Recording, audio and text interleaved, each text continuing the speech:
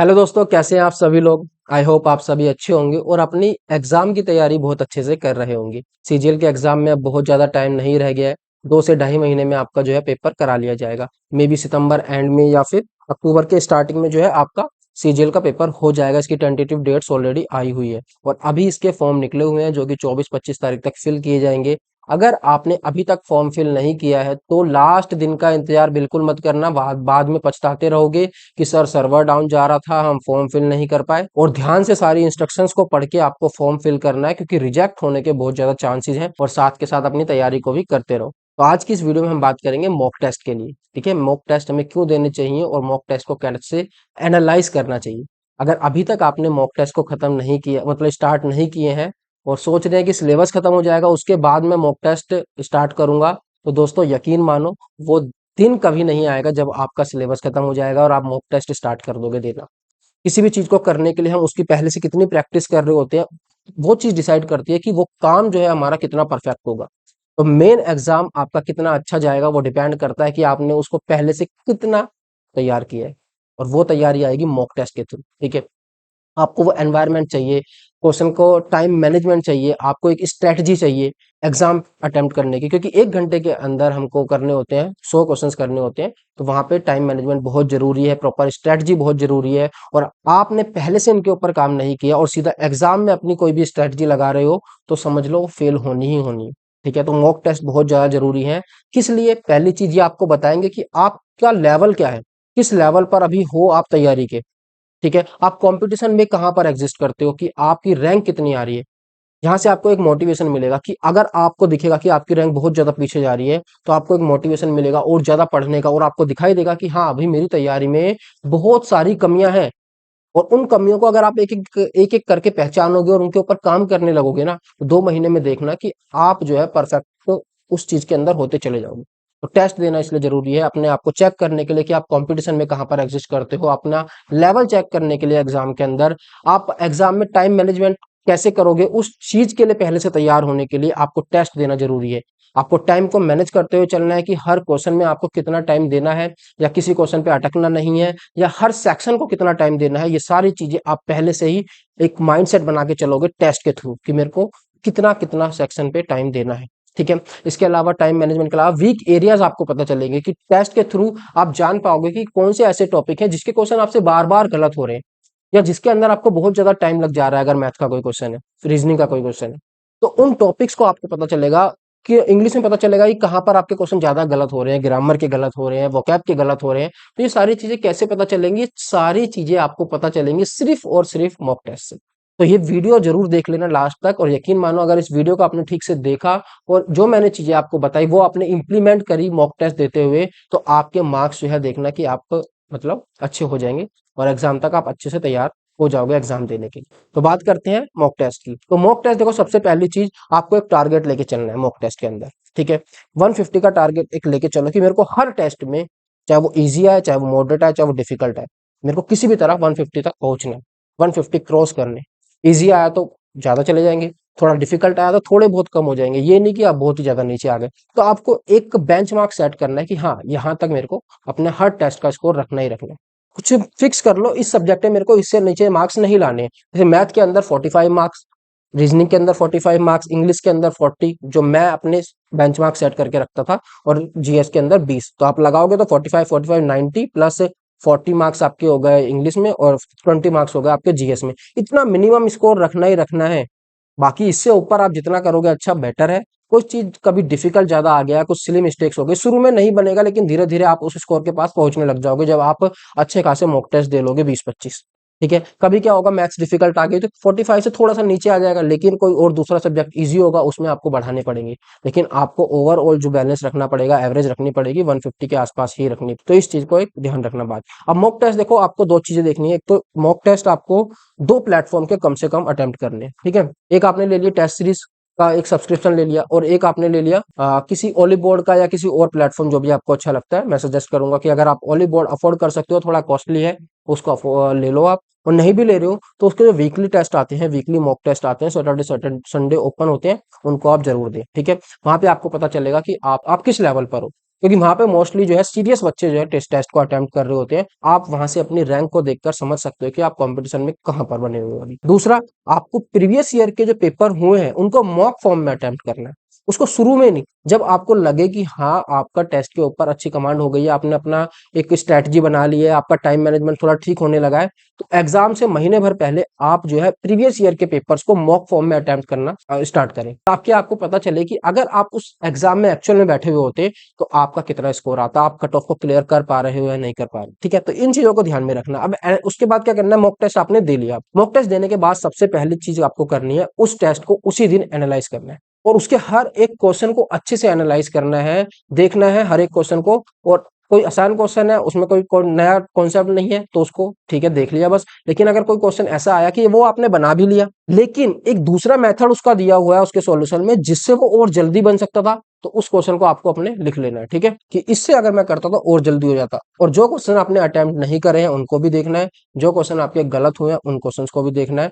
कुछ भी नया कॉन्सेप्ट मिलता है या कुछ भी आपको लगता है कि हाँ ये चीज मेरे को नहीं आती, उनको कॉपी में नोट करना है, उनकी रिवीजन करनी है डेली बेसिस पे और वीकली बेसिस पे। ठीक है, ताकि नेक्स्ट टाइम जब वो क्वेश्चन आए तो वो आपका गलत ना हो और आप उसके अंदर एक अच्छा मेथड लगाओ ताकि वो कम टाइम में हो जाए। उसके बाद आपको क्या करना है कि अपने वीक टॉपिक्स को पहचानना है। उन टॉपिक्स को पहचानना है जिसके क्वेश्चन आपसे बार बार रिपीटेडली गलत हो रहे हैं, या ऐसे क्वेश्चंस जो आप नहीं अटेम्प्ट कर रहे हो, मतलब आपने उस टॉपिक को पढ़ा ही नहीं है, उस सिलेबस के उस पार्ट को पढ़ा ही नहीं है और उसके क्वेश्चन आप बार बार स्किप कर रहे हो हर टेस्ट के अंदर। उस टॉपिक को पहचानना है और उसको अलग से तैयार करना है। ठीक है, वीक टॉपिक्स को आपको पहचान लेना है और उसकी अलग से तैयारी करनी है, उसकी अलग से रिवीजन करनी है। मॉक टेस्ट देने के बाद आपको 5 ऐसी चीजें बताऊंगा जिसको अगर आप इंप्लीमेंट करोगे या मॉक टेस्ट देते टाइम, मॉक टेस्ट देने के बाद करोगे, तो आपका स्कोर जो है डेफिनेटली बढ़ेगा। ठीक है, और उसके बाद 3-4 पॉइंट्स और बताऊंगा जो आपको मॉक टेस्ट देते टाइम याद रखेंगे। पहली चीज आती है मॉक टेस्ट देने के बाद उसी दिन आपको क्या करना है, उसका एनालिसिस करना है। और एनालिसिस ऐसे नहीं कि जल्दी जल्दी ऊपर से कर लिया, उसको डीप एनालिसिस करना है उसका। शुरू में जो टेस्ट दोगे आप 20-25, उसमें तो आपको डीप एनालिसिस करना मस्ट है। उससे क्या फायदा होगा, आप अपनी कमजोरियों को देख पाओगे और आपको हर एक क्वेश्चन को एनालाइज करना है। ठीक है, डीप एनालिसिस का मतलब है हर एक क्वेश्चन को एनालाइज करना है, चाहे वो इजी क्वेश्चन है चाहे वो आपसे बन चुका है, तब भी उस क्वेश्चन को एक बार नजर जरूर मारनी है। अगर आपको लग रहा है हाँ इसके अंदर कुछ नया सीखने वाला नहीं है, ठीक है। अगर लेकिन कोई ऐसा क्वेश्चन है जो आपने अटेम्प्ट किया है, सही भी हुआ है, लेकिन जो उसका टाइम है वो आपको काफी ज्यादा लग गया और उसके अंदर कोई ऐसा मेथड दिया हुआ है उसके सॉल्यूशन में जिस मेथड से वो क्वेश्चन जल्दी बन सकता है, तो आपको वो क्वेश्चन का मेथड अपनी एक नोटबुक में लिखना है। उसके बाद आपको वो क्वेश्चन देखने हैं जो आपके नहीं बने, ठीक है, जो आपके गलत हुए, जो आपको आते थे लेकिन सिली मिस्टेक्स की वजह से गलत हुए, उन सारे क्वेश्चंस को नजर मारनी है एक बार। और कुछ भी नया कॉन्सेप्ट मिलता है, कुछ भी नया फॉर्मूला मिलता है, कुछ भी ऐसी ट्रिक मिलती है जिससे आप टाइम को बचा सकते हो, तो उसको एक कॉपी में लिख लो। ठीक है, और उस कॉपी को आपको रिवाइज करना है जब तक वो चीज आपके सबके माइंड में अच्छी तरह से ना आ जाए। ठीक है, ताकि आप उनको अगली बार वो क्वेश्चन अगर आ रहा है या उससे रिलेटेड, उस कॉन्सेप्ट से रिलेटेड कोई क्वेश्चन आ रहा है, तो वो आपसे गलत ना हो। ये फायदा होगा आपका टेस्ट देने का कि वो एक बार गलती जो होगी वो दोबारा से वो गलती नहीं होनी चाहिए। ठीक है, उसके अलावा फिर आपको पहचानने अपने वीक टॉपिक्स। कुछ ऐसे टॉपिक्स होंगे जिसके क्वेश्चन आपसे बार बार गलत हो रहे हैं, रिपीटेडली गलत हो रहे हैं, मतलब उसके कॉन्सेप्ट आपके क्लियर नहीं है। या कुछ ऐसे टॉपिक्स हैं जो आपने सिलेबस कंप्लीट नहीं कर रखा, तो वो सिलेबस जो पार्ट नहीं हुआ है उसमें से आ रहे हैं और आप छोड़ रहे हो, तो आपको साथ साथ वो चीज भी कवर करनी है, वो सिलेबस का पार्ट कवर करना है जहां से क्वेश्चन बन रहे हैं बार बार। तीसरी चीज आती है, अगर आपके किसी सब्जेक्ट में कम नंबर आ रहे हैं, ठीक है, या आप उसके अंदर टाइम मैनेज नहीं कर पा रहे ठीक से, ठीक है, जितना टाइम उसमें देना चाहिए उससे बहुत ज्यादा टाइम लग रहा है। मान लो मैथ्स का सेक्शन करने में 30 मिनट लग जा रहे हैं, 35 मिनट लग जा रहे हैं, जबकि 20 से 25 मिनट में हमें खत्म करना है, तो आपको उस सेक्शन के अलग से टेस्ट लगाने हैं, सेक्शनल टेस्ट। वो मैथ भी हो सकता है, इंग्लिश भी, रीजनिंग भी और जीएस भी, सब में आपको पता है कि आपको कितना कितना टाइम देना है। मैथ के अंदर कितना देना है, रीजनिंग में कितना देना है। किसी की रीजनिंग स्ट्रांग होती है तो रीजनिंग जल्दी कर पाता है, किसी की मैथ्स स्ट्रांग होती है तो वो मैथ्स जल्दी कर पाता है। और जिस सब्जेक्ट के अंदर आप वीक हो उसके आपको अलग से जो है सेक्शनल टेस्ट लगाने हैं। जल्दी जल्दी 20-20 मिनट में लग जाएंगे। मान लो आपकी मैथ्स वीक है, ठीक है, तो मैथ्स के आप दिन में 3-4 सेक्शनल टेस्ट लगा दो, 20 मिनट में 25 क्वेश्चन करने की ट्राई करो। थोड़ा ज्यादा टाइम लग रहा है तो लग रहा है, लेकिन धीरे धीरे वो कम होगा, और जितनी ज्यादा आप प्रैक्टिस करोगे उस चीज की, उतना जल्दी उसके अंदर आप उस चीज को कर पाओगे। ठीक है, आपको नोट करना है हर सेक्शन में आपको कितना कितना टाइम लग रहा है। अगर किसी सेक्शन में ज्यादा टाइम लग रहा है तो उस सेक्शन का टाइम कम करने के लिए आपको जो है उसके सेक्शनल मॉक लगाने पड़ेंगे। ठीक है, तो 4 चीज मैंने बताई। पहली चीज, आपको जो भी नए क्वेश्चन मिल रहे हैं उसको नोट डाउन करना है, अपने वीक टॉपिक्स को पहचानना है, किसी सब्जेक्ट में अगर कमजोर हो तो उसके जो है आपको सेक्शनल टेस्ट लगाने हैं, और हर सब्जेक्ट का आपको टाइम नोट करना है कि आप हर सब्जेक्ट में कितना टाइम ले रहे हो। और उसके अलावा किसी क्वेश्चन के अंदर आपको नहीं फंसना है, ठीक है? कि अगर मान लो कोई क्वेश्चन आपसे नहीं हो रहा और आपने उस कॉन्सेप्ट को बहुत अच्छे से पढ़ा हुआ है और आप उस क्वेश्चन को दिल पे लेगा कि ये क्वेश्चन मुझसे कैसे नहीं बन रहा, तो वो एक बहुत बड़ी बेवकूफ़ी है, ठीक है? आपसे अगर कोई क्वेश्चन नहीं बन रहा है तो उसको छोड़ दो। कई बार क्या होता है, हम शुरू-शुरू में एग्ज़ाम में नर्वस होते हैं तो कोई चीज़ हमें आती होती है, सामने होती है नज़रों के, फिर भी नहीं कर पाते हम उसको। लेकिन जब हम दोबारा से उस क्वेश्चन पर आएँगे तो चांसेस रहते हैं 80% अगर हमने उसकी अच्छे से प्रैक्टिस करी है तो 80-90% चांस रहते हैं वो क्वेश्चन आपसे ज़रूर बनेगा। तो ये ध्यान रखना, किसी क्वेश्चन के ऊपर अटकना नहीं है। और उसके अलावा टेस्ट दे देकर 10 से 15 टेस्ट देने के बाद आपको एक अपनी प्रॉपर स्ट्रैटेजी सेट कर लेनी है कि मेरे को एग्ज़ाम में जो है किस तरह से पेपर को अटेम्प्ट करना है। कोई मैथ्स का सेक्शन पहले अटेम्प्ट करता है, कोई इंग्लिश का सेक्शन पहले अटेम्प्ट करता है, कोई जीएस का सेक्शन पहले अटेम्प्ट करता है। तो सबका अपना-अपना तरीका होता है, वो अपने आप वो पहचानते हैं। जो टॉपर्स होते हैं, वो किसी के दूसरे के तरीके से नहीं चलते। वो टेस्ट दे देकर अपना जो बेस्ट उनको दिखता है कि हमें क्या किस चीज़ में हम अच्छे हैं, उस चीज़ को अटेम्प्ट करेंगे। वो अपना टेस्ट दे देकर वो उसकी एक स्ट्रैटेजी बनाते हैं। तो आपको भी टेस्ट दे देकर अपनी स्ट्रैटेजी बनानी है कि आपको पहले क्या अटेम्प्ट करना है, मैथ करना है या रीजनिंग करना है या इंग्लिश करना है, जीएस। मैंने देखा है मोस्टली बच्चे इंग्लिश और जीएस करते हैं, लेकिन मेरे केस में अलग था। मैं हमेशा मैथ्स पहले करता था, ठीक है? और फिर रीजनिंग करता था, फिर इंग्लिश और लास्ट में जीएस। तो आपको इस चीज़ का भी ध्यान रखना है। और उसके अलावा लास्ट चीज़, आपको पेपर हमेशा 2 अटेम्प्ट में तो मिनिमम करना है।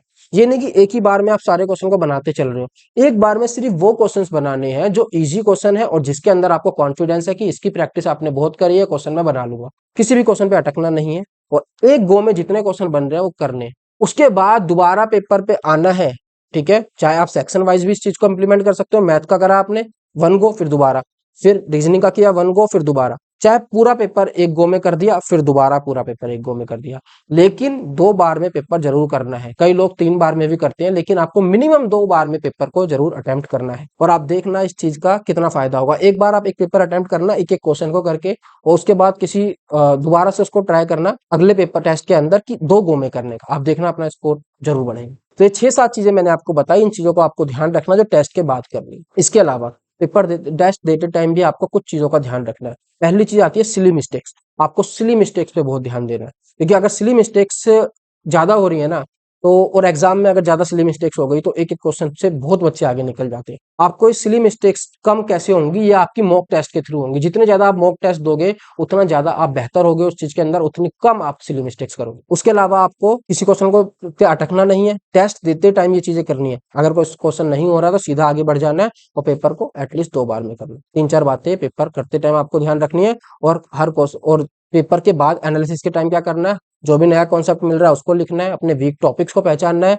किसी सब्जेक्ट में अगर कम नंबर आ रहे हैं तो उसका आपको सेक्शनल टेस्ट देना है, हर सेक्शन की टाइमिंग नोट डाउन करनी है, एक प्रॉपर स्ट्रेटजी बनानी है पेपर को कैसे अटेम्प्ट करना है, और एक गो में पेपर को नहीं करना। आई होप ये सारी चीजें आपको समझ आई होंगी, और अगर आपने इन चीजों को इम्प्लीमेंट कर लिया तो आप यकीन मानो कि आपका जो स्कोर है वो बूस्ट कर जाएगा, ठीक है? अगर वीडियो अच्छी लगी हो तो वीडियो को लाइक करना, चैनल को सब्सक्राइब करना। इस तरह की वीडियोस मैं आपके लिए और लेकर आता रहूंगा। और आपको अपनी तैयारी में कोई भी किसी भी प्रकार की दिक्कत आ रही है तो आप मुझसे डायरेक्ट मैसेज कर सकते हैं। मेरे को मैथ्स बाय रवि सर मेरी आईडी है, और मेरी पर्सनल आईडी है रविपाल 20993। इंस्टाग्राम पे आप ज्वाइन कर सकते हैं मेरे को मैसेज कर सकते हैं, और टेलीग्राम पे आप मेरे को ज्वाइन कर सकते हैं।